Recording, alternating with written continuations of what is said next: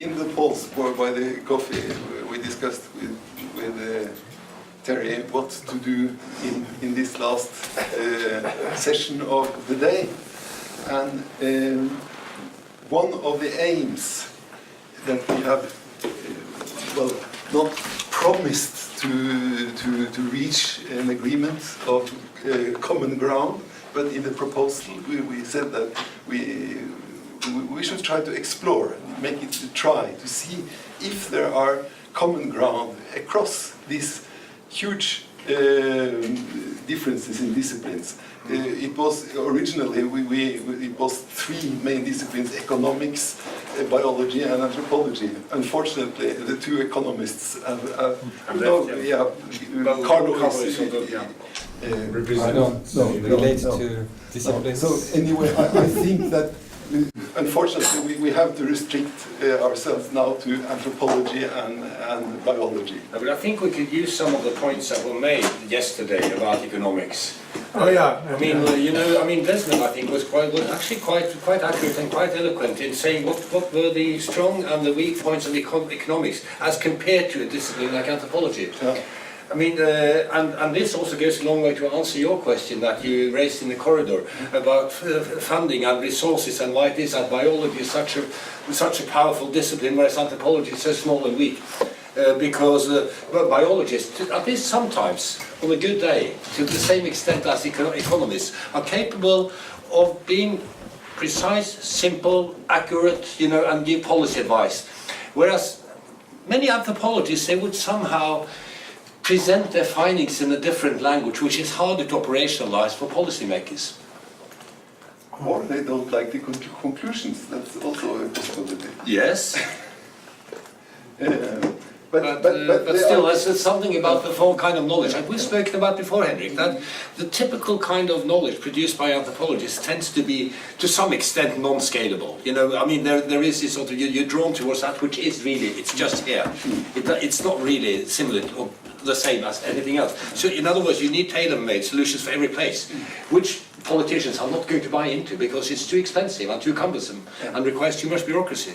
Whereas in economics, you have an assumption about universal human nature, which operates pretty much along the same lines everywhere in the world. Yeah, but that gives you bad advice. So, I mean, it seems to me that by any route, there needs to be a policy that is highly contextual. And anthropologists are good at being highly contextual. But I think that's one of their strengths, and that can actually contribute positively to a policy that's highly contextual, and that there needs to be a convergence on that line. Economics needs to appreciate that solutions need to be highly contextual. So I think economics has to change in the direction of anthropology. But I try to rephrase what you said about how we could do now, because everyone here has been selected to this workshop for their interest also in theory, in concepts and theory and abstractions, so it's not only anthropology contributing context and detailed facts, but it's anthropology contributing concepts and theory, and we're looking for interesting concepts relating to sustainability, and if I understood you right, Terry, that we should have a round from each around the table, where each one said some concepts or focus points that would be the best or possible or interesting candidate for a common ground among us in the group. Was that what you... Yes, that's sort of like, in fact, I've been rethinking it in the following sense. That I think it would be a bad idea for me to say, I think that runaway processes are the common ground. And you say, no, rebound effects are the common ground. And David says, no, group selection is the common ground. I would like it to be, this is much more difficult, I haven't even thought this far, to say something that I was not promoting, that I heard that could be something to build upon, that there might be overlap. And it would be nice for us to, in a sense, get out of our boxes and try to find something else that's been presented. So for me, maybe looking to economics to make sense of it, or to look to anthropology, or to look to rainfall and so on. That's how we can get creative. Otherwise, we're sort of like every other academic discussion where we each are still in our box saying, "Oh, I've got something to say. I've got something to say." I think it could be productive if we sort of went in the other direction. Now, I don't know if it'll work. That's the first thing. I don't know if it'll work, and I don't know that I can, right off the top of my head. You don't want to kick it off? To kick it off, but Yes. I just first of all, does that make sense? I think it's quite an interesting thing, and if you could kick off and set an example, then we maybe. Yeah, I wish I could. Okay. Clearly, something that David has been involved in, which has to do with what makes groups hold together, and how we define groups, and whether it's the scalability problem. It's something that we all are struggling with, this idea of scalability. Because what we're dealing with is a level of scale that we have never dealt with before. The world, the global economic ecosystem, however you want to think about that complex, is a level of scale that we have not dealt with before. And that, as far as I know, I don't think we have real models for it. And my interesting speculation is that all of our models will not scale up to that, because all of our models are all about partial systems. And I'm really interested to know, to get out of that box, so to speak, and say, okay, how do you think about a non-partial system that has these same characteristics that hold it together? How do you do that?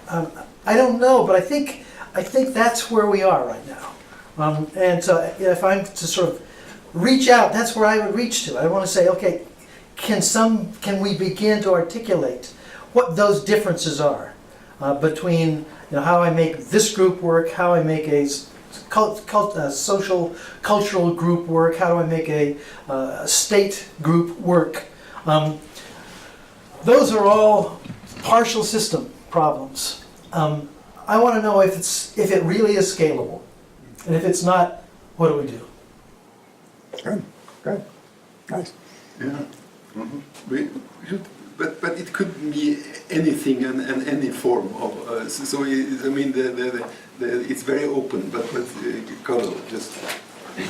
I had the 2 points of what has been difficult in the sustainable development discourse, and one was to get a better understanding of the relationship between poverty and environmental degradation. And the second was to dare to go into and sort of move the discussion about growth and sustainability one more, and perhaps take a stand there.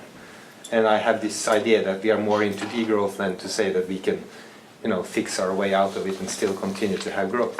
Yeah. Okay. So that could be 2 starting points. Yeah. Then Perhaps. I must.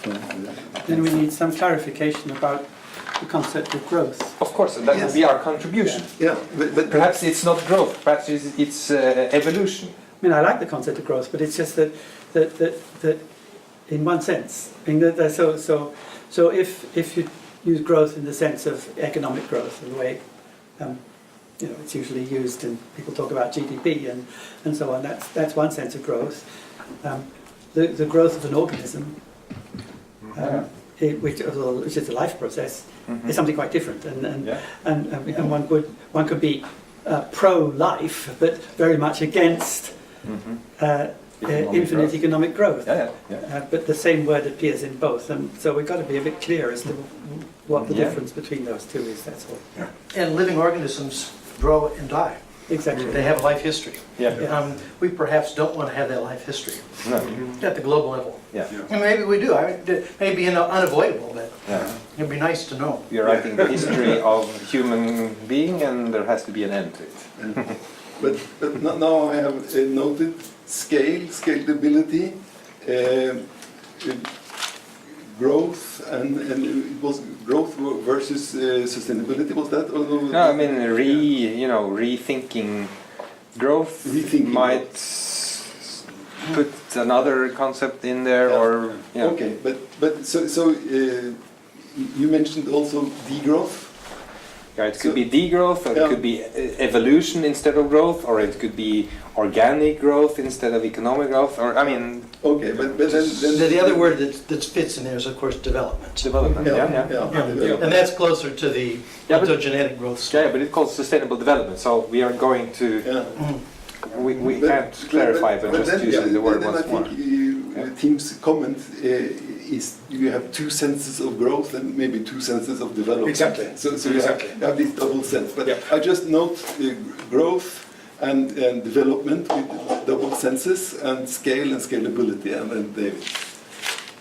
Okay, well, I have two, I think, comments to make. One is I think it's a strength of this workshop to have included both the practical research projects, basically, in sustainability, along with the more academic plane of discussion. And moving forward, I think what would excite me most is to continue to combine those and to basically treat practical efforts at sustainability as a living laboratory or field site, and to bring in the people that the best of our academic knowledge, rapidly integrating academic knowledge, to bear on these practical efforts. I think that it's one thing I say frequently is that typically we imagine a negative trade-off between basic and applied science, but in the case of evolutionary studies, there's a positive trade-off because from the academic side, you have to study organisms in relation to their environments, and that's what the fieldwork component is of evolutionary studies. And of course, if you actually do that for real people from all walks of life, then that's also the most relevant research. So you could really have your cake and eat it too by focusing on any one of these projects. There can be a multitude of them, and just get us and my own colleagues that I work with, the Pete Richardsons, there's a long list of them, already working very well interdisciplinarily. And one of the things about our talk in the hall I'd like to repeat is that although it's not the case that everyone is like a big happy interdisciplinary family, there is a sizable community of people that I think this might sound excessive, but actually have managed the task of integration in a way that is like you're impelled to do it. It's not hard. In fact, it's hard not to do it. I mean, you just got to bring in stuff from psychology, for example, or from paleontology, archaeology, and so on. You must in order to complete the puzzle. And the community that's working together like this already spans all the disciplines that we're talking about: anthropology, economics, biology, and all. And all that. So I think it's a matter of, in the first place, working with that community, and then, of course, expanding that community. But I just want to bring, my team, the guys that I play with, to the party of what you're trying to do in your geographical region, what you're trying to do in your geographical region, and see what happens. And I think that what happens is likely to be very interesting and will immediately address the practical issues, as opposed to making it sequential, where first we're going to do all this academic stuff, and then sometime down the road there's going to be some kind of practical payoff. So I'm there for any sort of practical sustainability effort, and to bring the big questions to bear upon it. The second, apologies for going long, but the second major issue for me, also I want to bring it in from the hallway, is that to address some of the failures of integration that continue to take place, and for me, I think the field of anthropology represents a kind of a microcosm of the failure of integration.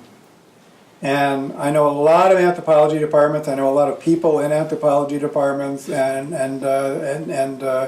it seems to me that something is going on there in terms of a failure of integration. Blocks of people agreeing to disagree, departments fissioning, the whole question about science is the role of science in the study of humanity, and so these are like elephants in the room, and I think that it's very important to work through them in a way which is respectful on all sides, because there's a great quote from an evolutionist named Kane. It was, what is it? Only the simplest minds can believe that in a great controversy, one side is mere folly. So important issues are at stake. We're all smart. We're all well-read. And yet there's something that's preventing integration from taking place. And you don't have to look across disciplines to see it. All you have to look is in the field of anthropology. It's in your department, it's in my department, and it is something worth talking about. And Tim, for me, represents, and I'm saying this not to personify it at all. In fact, I think it's really puzzling, not puzzling, but worth noting that I've seen have a long, long history of reading about biology.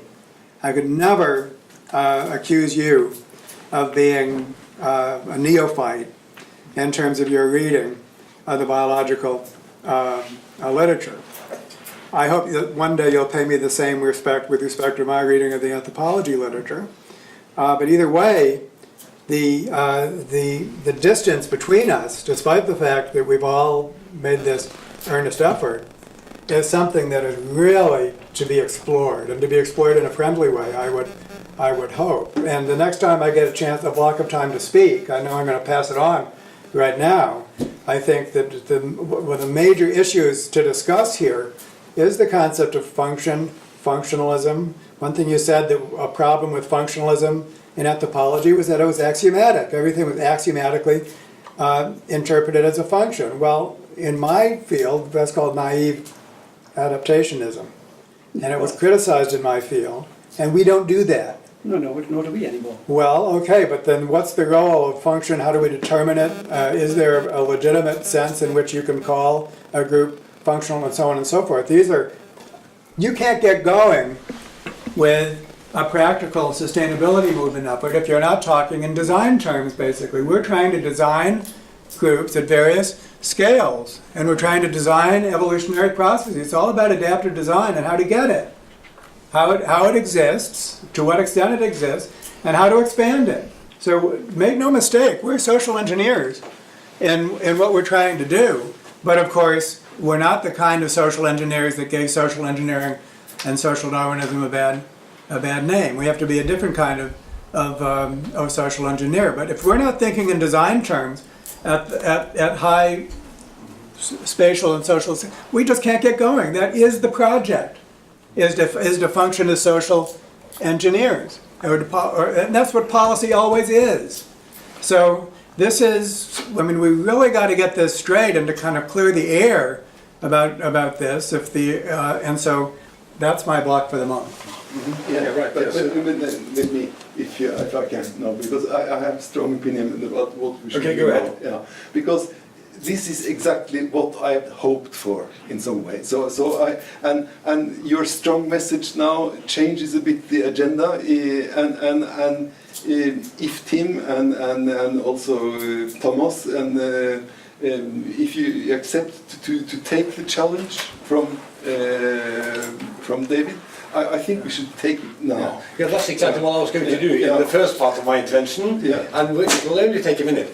I think you're onto something very important, David, and I think there's a tension here which could be productive. I've been working on this Centre of Excellence proposal with an economist, and I'm going to talk briefly about that tomorrow morning. And for about a year, we were ships passing in the night. We were not on the same planet, and we were using the same words with different meanings. It was just like when, you know, the biological anthropologist and the cultural anthropologist meet in the corridor. And then the biological anthropologist says that, well, you know, the difference between you and me is that I deal with facts and you deal with interpretations. And then the cultural anthropologist asks that, well, but your facts are also interpretations. And if that's the end of the discussion, they haven't made much headway. But what we managed in the end with this Centre of Excellence was to use that tension as a sort of productive force within the project, as an integrated part of the project. So that, and we're coming back to scalability and to the question of generalization versus the unique, which is, I mean, in every, you know, every subject that we touch upon, these are sort of two dimensions which are there, which are not reducible to one another, and which have to be in attention. You know, I mean, in the early 90s, Tim, I mean, when you convened you started the Group for Debates in Anthropological Theory, a debating society at Manchester University, highly readable, was published as a book, you know, the first 6 debates. One of them, I think it was the very first debate, had the title, there was a motion, which was later to be voted upon, okay, by the public. Anthropology is a generalizing science or it is nothing. And it was defeated. And Tim says, I think you said in your notes, I mean in your editorial notes, that the reason it was defeated was probably not because of the use generalizing, but because of the use of the word science. Because it carries with it some baggage. And that's also the problem with terms like cultural evolution, or structure and function, you know, terms that we introduced in social theory by Herbert Spencer, and which have a particular sort of connotation, okay, in contemporary anthropology. It's kind of stuff we felt we left behind, you know, dogs years ago, okay? So we have to, you know, I think we have to be mindful of simply the terminology. We have to be mindful by being good historians. We don't just say, oh, we're not going to use that word anymore because it got tainted. We have to be good scholars, and we have to unpack what all these meanings were. We have to understand the diversity of current meanings, and then we have to stretch that back to see the diversity of past meanings. Yeah, and sometimes redefine. So that's just one general comment. I mean, about the which I also think has a lot to do with the way in which we work in the disciplinary setting. One thing is that you speak past each other because you use the same words with different connotations and meanings, and another is that there is a different sort of emphasis on the notion of the scientific law, for example, prediction. I mean, all of these sort of aspects of the hard sciences, which people in the anthropology department often feel uneasy about. And sometimes for good reasons. So there isn't productive tension there, I think. And we should not just walk each our way when we meet in the corridor, but try, as you say, David, to try to have some proper intellectual confrontation and see what comes out of it. Now when it comes to just the second one, and I'll be much shorter, okay, Henrik?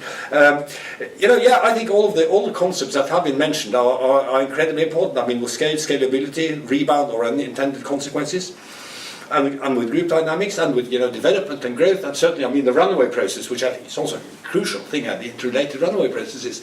But if I were to sort of just mention add one pair of concepts to the list, I'd like to, you know, go back to some of the things that Kalle said yesterday, because he always comes up with this, and for good reasons. When someone speaks about sustainability and ecology and so on, he says, you know, he says, I have no time for people who wax lyrical about the needs and requirements and rights of future generations if they don't care about the present one. And then he adds, as an afterthought, well, half the children in India are undernourished. What do you have to say about them? And if the answer is nothing, he stops listening. And I think, you know, the tension between what in radical politics could be called a green discourse and a red discourse, the discourse of inequality and that of sustainability, which haven't come quite together, is also key here. Because sustainability, as Kalle reminded us, it's not just ecological, it's also social. It can be cultural sustainability, and it can be the sustainability of a self-understanding, which is now falling apart in large parts of Europe, and that sort of thing. Yeah. So inequality and ecological sustainability as a tension to be worked with. Yeah. Okay. You continued the round, but that's okay. I did. Maybe we go back to that. Yes, that's fine. But we don't we can forget do both. We can do. I saw that as part of the same piece. Okay, Yeah. that's part of the same. Thanks. That's fine. But I've noted here from you sustainability of self-understanding as one of the. Well, at least different meanings of sustainability, being a sort of holistic package, not merely about ecology, It also about, well, the three crises of mobilization that we've been... Yes, but if what you call sustainability of self-understanding, would that be linked to the third, the identity? You could call it that, yeah. Because I think that's important to point. I just noted it, and then I noted from your red-green. Yeah, the ecology. I suppose that had also to do with fairness. Yeah. So I noted fairness and runaway processes. And from David, I noted function, design, and engineering, social engineering. And also practical application, Practical applications, yeah. and joining basic and applied science. Yeah. Yes, maybe there are also concepts or themes. Yeah, applied. But if you have You invited yes, I think yes, I will but come after now Tim. it seems like I first started to see if we should have a diary, but now Thomas went back to the original idea. So I thought just to save a bit of time. Yeah. Okay, so I think you and then we have Tim in the end. What should I say? First of all, it's incredibly stimulating to be here, because when you, I mean, one of the things I did not like with academia is that you're always too late in a way. So that's one of the motives for sort of going into trying to sort of affect decisions and stimulate change or have influence on what happens. Really.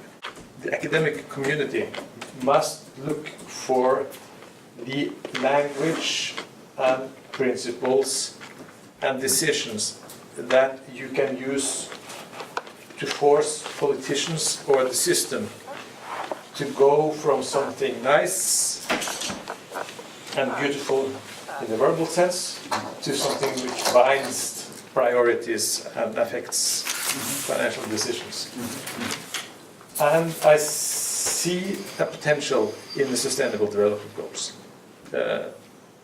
to affect or influence change in many countries, not just Norway.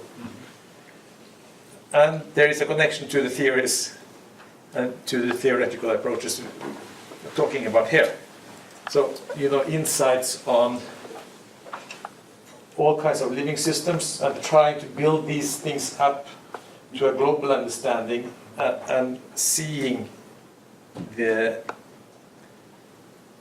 need to really think in a sort of comprehensive, holistic, global fashion about sort of the direction we are heading as humanity and as parts of these ecological systems. I think it's there is some really interesting both theoretical and practical potentials in that, and that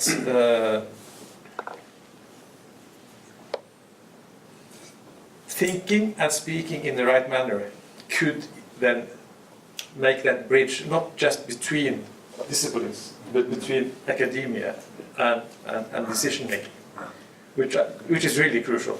Yeah.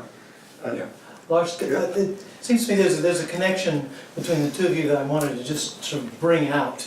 And that is, and this links also with sort of the general social anthropology issue, which is we in the field of anthropology have become incredibly aware of how people in the third world have been disadvantaged. And that's a very important piece of the story.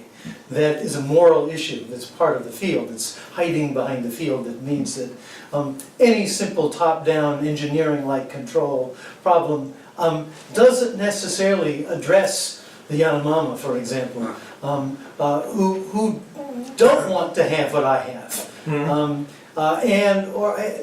denigrates their lifestyle or says that they must be like me or that they need to, come off their reservations or however you think about it.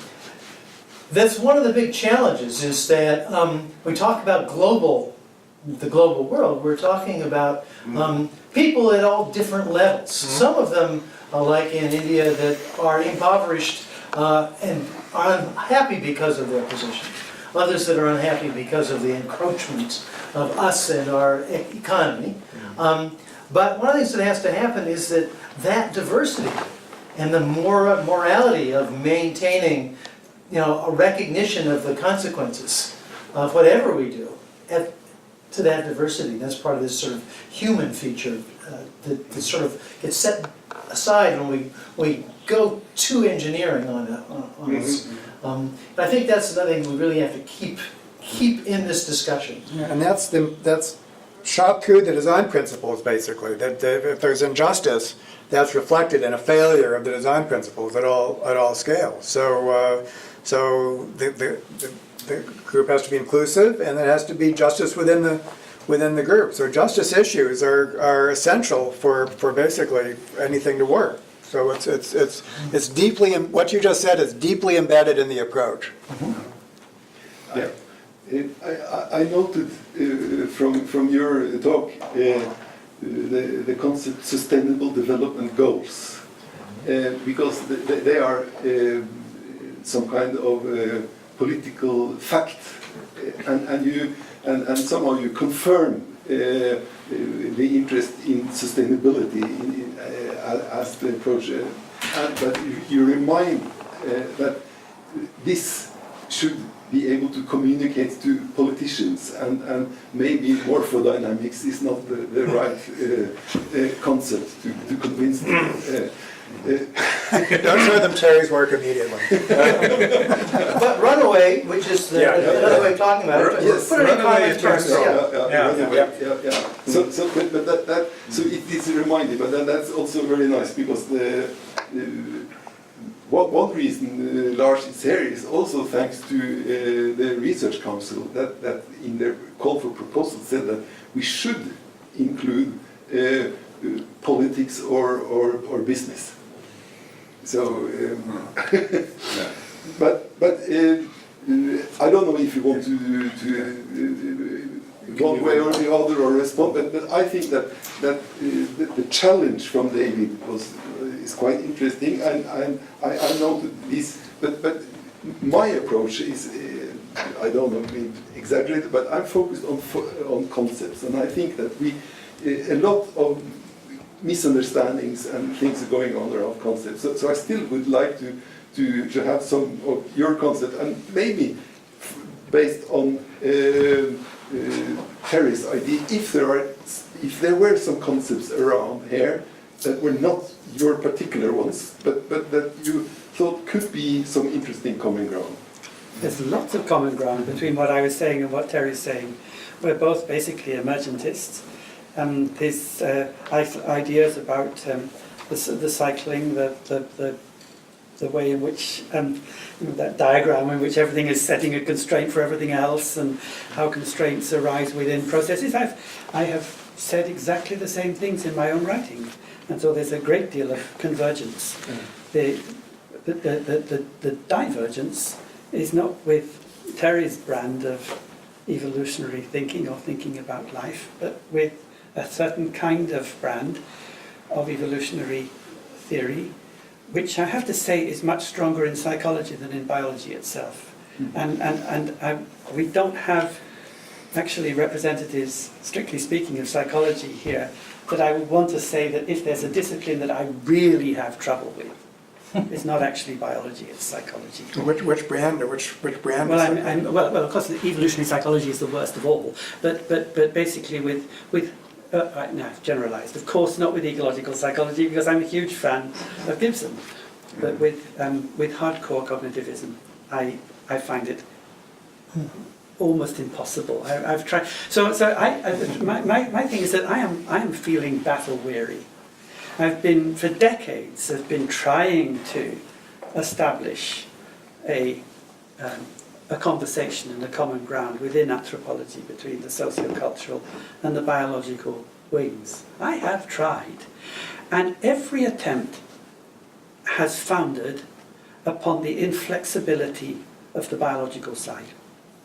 That there are problems that anthropologists have in taking on board a standard neo-Darwinian explanatory framework. And these are problems that are so fundamental to the discipline that we just can't accept them as they stand. We find them morally, ethically, and intellectually problematic. They're particularly in a post-colonial world where we can't simply treat what other people say and do as so much grist to the mill of our analysis in terms of our models. Because people are telling us things about the way they understand their relationships with animals, with plants. And we need to take those things seriously. And if we take those things seriously, then the kind of logic that underpins Darwinian theory, it literally falls apart. We can't think in terms of the selection and the variation in selection operating on populations. It doesn't work that way. So of course there's also the problem of whose knowledge is the knowledge that is going to count. How is it that a scientist can recognize what people are saying and what people say they know through experience as culturally transmitted beliefs about the world? How can you regard other people's knowledge as simply the beliefs that they happen to have? If you were to turn the logic of neo-Darwinian cultural evolutionary theory onto ourselves, onto our own theorists, and say, what if we said that what you write in your papers, what you deliver in your conference speeches, are expressions of your culturally transmitted belief? Would we have any reason to take that seriously? No. And what that indicates is that the structure of science that it is currently, or what you're calling science, actually rests on a structure of power relations which has been in place through the whole history of colonialism, and that structure of power relations doesn't any longer hold water in a post-colonial era. So that means that for anthropologists, the social and cultural anthropologists that I talk to, the problem of what science is, what it does, what it can do, is inevitably bound up in the questions of a post-colonial world, in whose knowledge has power and whose doesn't. And what we note is in dialogues with we don't have any problem with scientists. I mean, they're people. We talk to people, but what we find is we had to try and resolve these issues, we actually had a reading group between us in Aberdeen and our colleagues down in St Andrews, partly biologists, partly psychologists, doing the kind of work they do down there, which is very heavily cognitive, and looking at people like Andy Whiten, who did these big projects on cultural transmission. And we were sitting down trying to work it out, reading stuff, same articles, discussing what we liked and didn't like about it, and we just didn't get anywhere, because we tried to explain why we had ethical and intellectual problems with the structure of the inquiry that was being done by Andy and his team. And our colleagues, really nice people, we got on with them fine, but they couldn't see what the problem was. They just couldn't see it. Or if they did see it, they say, well, we don't, that's not our concern. We're simply collecting the data and we're analysing it according to our models, and that's it.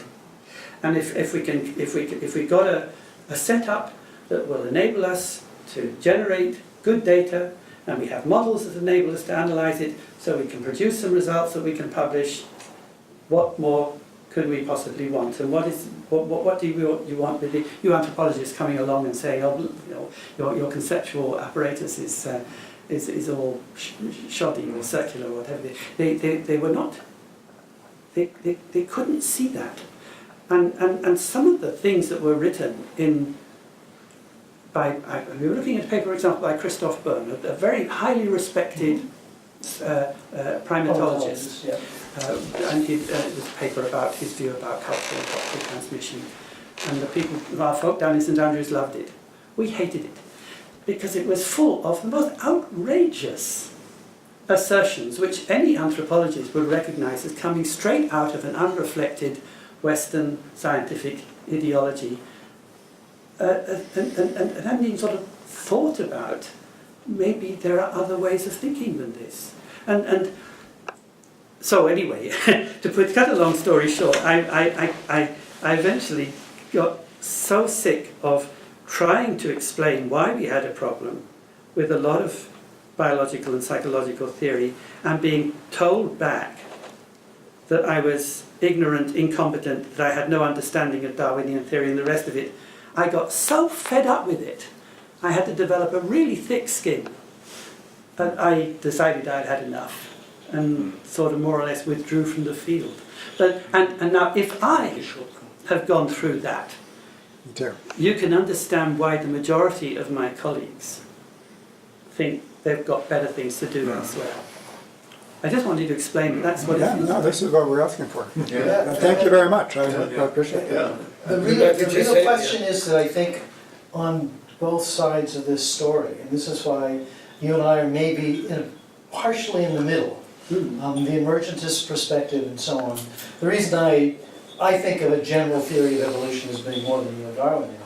And we're agreed. And not that the difference is I don't think neo-Darwinism is wrong any more than I think that Newton was wrong. No, not do I. It's just in a limited context. It's a limited case. Yeah. So Yeah. we're actually pretty much agreed. Oh, on I the think basis. that's the case. But now what I want to be clear on is the strong rejection on both sides. That is, the rejection, from my perspective, of the phenomenology that sort of drives a lot of social anthropology today. That comes from an epistemological perspective that I find difficult in the sciences, because in the sciences we're not asking epistemological questions. We're asking questions of ontology, and it's a different enterprise. And I think part of the difficulty is our languages are so incompatible at that level, partly because of the enterprise. It makes it really difficult to get down to what's going on. I've often speculated that I should call what I'm interested in is an ontology of epistemology. How is it that we each came to our epistemologies? And what are the ontological preconditions that led to these differences that we see in the sciences? I don't think we've resolved that. I think it has to do with questions of the nature of information, the nature of meaning, the nature of value. We don't have a good science that crosses that threshold. That's an area that needs to be handled, and it's exactly the dividing line that has torn my department apart, it's torn Stanford apart, it's torn Harvard apart. It's a remarkable challenge, but it's the challenge that we should be facing. I would say that things are probably worse in the US than they are in the UK, and it's Yes, I think that's right. It's not been quite as bad as that in our case. Yeah. But and there really are difficulties about language. It's even style, the way stuff is presented and what is expected of journals. But one of the things that when we had our discussions with some people, the folk in St Andrews, one of the things that really scared me was when they said, and these were postdocs mostly, and they said, we read articles up to about 2 years ago. Yeah. And then we only read anything else if our professor tells us that we should. and what's the matter with you anthropologists who spend all your time in the past going over and over, rummaging over your intellectual ancestors? And I didn't know why I was appalled. We were talking about systems of perception and action. And our interlocutors, because they've been brought up on the cultural evolutionary theory of the White and variety, had never heard of von Excu. They didn't know about Gibson. They were they were people who were writing scientific stuff, and basically, in a very clumsy, opinionated way, reinventing the wheel that have been invented decades ago by people who just don't happen to have entered the big mainstream of biology and psychology. So Gibson's still a bit on the margin, and von Exkull is regarded by mainstream biologists as kind of weird. And yet, in where I come from, and in the sort of my intellectual bedfellow, if you like, these names are big. They're founding figures. So why is it that we have the generations of young scientists who are almost completely ignorant of fundamental literature in the field because they've been brought up in a system that regards one particular line as the right way to go and has basically hived off the rest as irrelevant stuff, which is of only interest to antiquarians. But ultimately, that's on both sides of the game. This is Stevie's no, right? This is No, because in anthropology we aren't told just read the last 2 years. In other words, but that's not always the case. Let's move on with the list. Yeah, you go. Yeah, just a couple of very brief remarks. I mean, as you know, Tim, I'm also a social anthropologist and always been interested in biology. And I've written 2 books with a biologist, one on selfishness and one on competition. The one on competition really ended with 3 chapters on cooperation. Okay, and we never came up against that problem for some reason, and I've tried to interpret why that is. And it's probably because he's not. This guy is not a selfish gene, as it were, kind of biologist. He's more like the present company. With an open mind and nuance. And in fact, there was a TV series in Norway about 5-6 years ago which did a lot of damage to the interdisciplinary dialogue by highlighting and parodying, really caricaturing the contrast between the 2 cultures, with the natural sciences continuously getting the upper hand. That was part of the dramaturgical. So they got some really weak, sort of intellectually weak humanists who said a lot of gibberish about, we don't care about, natural sciences, why should we, everything is socially constructed. And then they got the top people from the United States on the other side. None of them were biologists. They were psychologists and linguists and so on, because the biologists were too nuanced. They couldn't use them. They needed people who were polemical. So they found the Stephen Pinker types on both sides of the Atlantic, who gave them the strong message. So these are sort of, I call them the Pinker youth, they're sort of the Pinker Jugend, So that's one thing. And, so I think it's very much a question of which biologist you sort of. And secondly, I think, Tim, since the 1980s, there has been a lot of development. There are biologists. And they're approaching our ways of thinking in many ways. There are biologists I've talked to very successfully. People like Barbara King, Jonathan Marks, who can name plenty of them, who have a kind of intuitive grasp of what we're at. We're talking about social relationships and how they work, and who speak a common language. We produced a book on integrating biosocial anthropology. There are, and Agustin Fuentes, there are plenty of biological anthropologists that I can very happily talk to. And that's why I get so annoyed when other ones come along and say that the position that I and my colleagues are taking is anti-science. Because I say the debates we're having, there are probably far more people engaged in those debates within the sciences than there are in anthropology, because there are not that many anthropologists. But still you get this thing about and so you have to make a distinction between science and scientism. Yes, my beef is with scientism, yes, not and with also science. the popular simplified versions and what sort of the other people do. Now, I just want to get add one very brief thing, if that's okay, Henrik.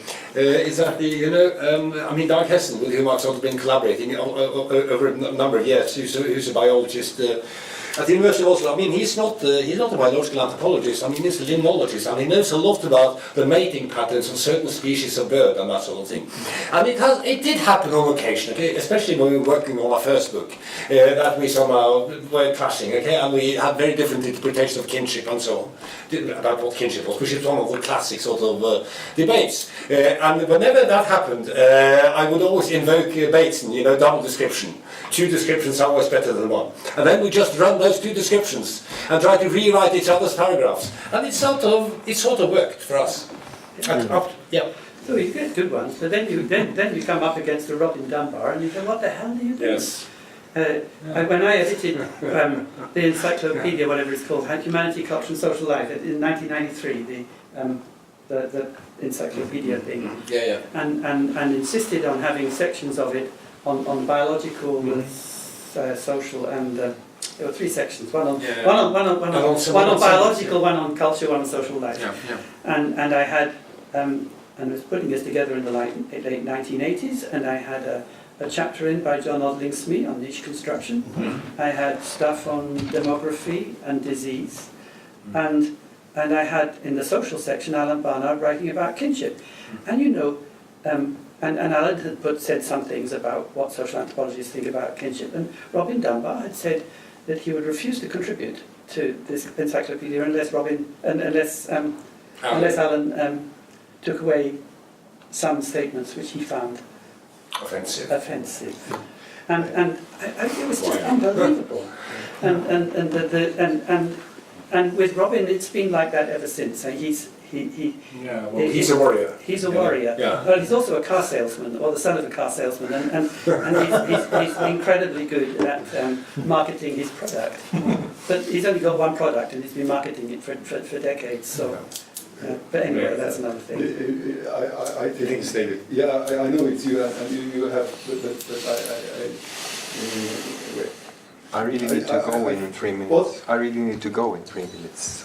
You need to go in 3 minutes? Yeah, at 6 o'clock, yes. So you get the last one? No. But let's okay, David. Did you want to say something, Henrik? Yes, I want to say. No, because Henrik has those 3 minutes. We're all going to be here tomorrow, right? No, it's only that I feel that this interdisciplinary discussion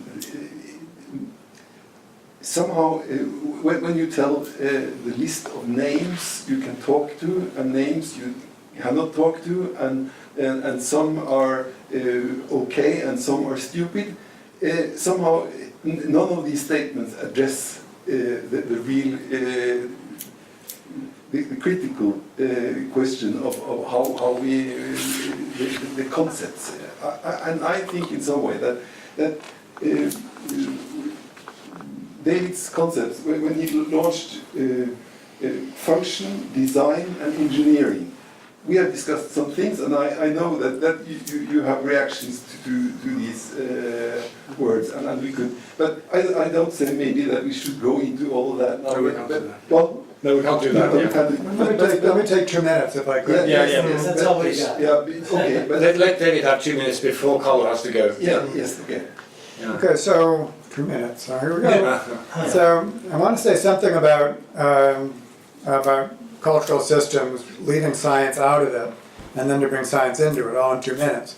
I think something that can be said about all cultures, including our own, is that there is let's call it a symbolic system that influences behavior. Basically, there's some basic fundamental distinction between mental constructs and their influence on behavior. We need to understand in any culture both, basically, the mental constructs and their effect on behavior. And if there's any kind of winnowing process, of course, what we see out there is going to be a subset of what could be perhaps adapted to its environment. That has nothing to do with colonialism. Well, it does actually. It does actually. You just made a distinction between. Well, it's because I made it for my own culture in addition to anybody else's. Now, so I put that on the table. Now then, to bring science in, I think that it's important, and interested to see if you agree. You've made a distinction just now between science and scientism. That if we think of science as a social process with a particular objective, which is to arrive at the facts of the matter, and then although it's a fallible process, it actually does a pretty good job. I put scholarship in there in addition to science. It's not a matter of quantification, it's a matter of basically the objective of trying to determine the facts of the matter, what happened and so on. And so that gives science, although again, highly fallible, cultural biases everywhere, we need to weed those out. a If you different believe kind. that the facts of the matter are there objectively, that's no problem about that. They definitely exist. Say that again? That's what you're, That's what you believe, that whatever happens, whether we get at them or not, there are facts of the matter. so there are. Paul Boghossian has a little book called Fear of Knowledge. Lots of people have books about that kind of thing. But yeah, I just basically- wanted to establish, you would say this is shocking to absolutely, you. there are facts of the matter, whether we can get at them or not, there are facts of the matter, end of story. Yes? Such as, and this is what Boghossian said, he says, nothing has happened in philosophy that prevents us from making statements such as mountains existed before people. Well, there are various ways in which you could say that that's not true. I mean, it's not as simple as that. Well, so, For example, you could. But again, I think this is the ontological versus epistemological angle. Well, it is, but see, if it's a problem for me to say that mountains existed before people, then we have a problem. So that's the last thing I have to say to the For a moment. start, you have the problem as where did the concept of mountain come from? You have a problem as to different people will think in different ways about landforms, and not everybody talks in terms of mountains. Not everybody distinguishes landforms in the same way, or would make it. I mean, there's all these things that to say we obviously you can say that in some sense there was a physical world before creatures recognizable as human came along. But I hope so. but you know, and if you want to say, okay, that's it. Thank you. That's the facts of the matter. That's what you okay. So that's what you mean by a fact of the matter. Yes, yes, and it's an important objective to accumulate those and to make them as sturdy as possible. So, Social facts are harder. And I think, And it's much closer to say that the social facts of the matter do have, because they're epistemological at base, they're a little harder to put our fingers on. But you know, recognizing molecular interactions in the cell don't have that difficulty. I think one of the challenges is to recognize that distinction. There's a lot of good science that can go along just fine without a lot of epistemological work. but tomorrow when we take up again, or maybe during dinner, I'll tell a story for something which is squarely anthropological.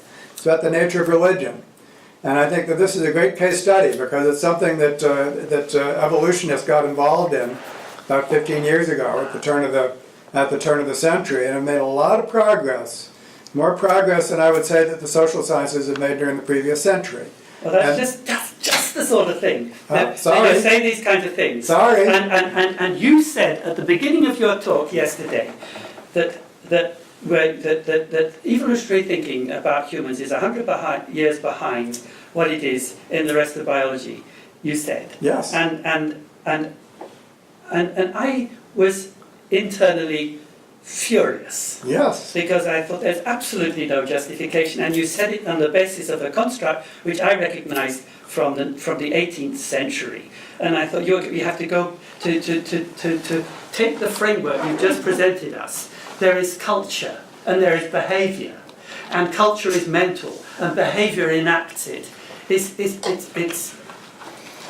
Kantian for a start, but then it's Cartesian. And why is it that anthropologists have spent the last 30 years trying to explain why that kind of dualism does not work?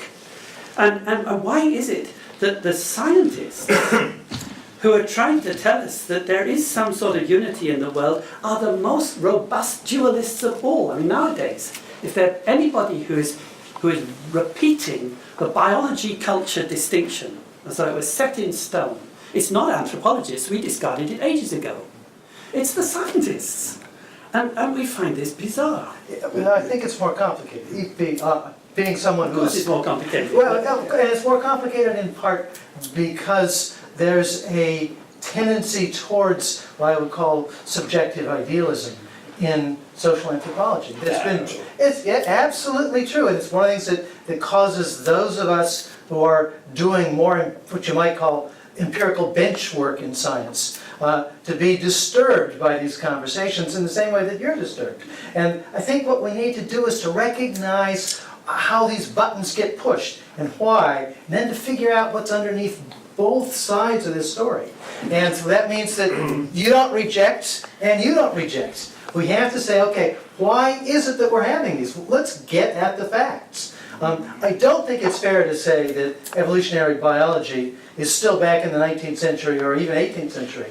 I do think it's a mistake to say that brains are computers. Yes, of course. Actually, I should have been more precise. It's evolutionary psychology. If you go back to our friends Tooby and Gosmades, and you read their manifesto for an evolutionary psychology, or if you read E.O. Wilson on human nature and going on about supergenes and stuff, that is straight out of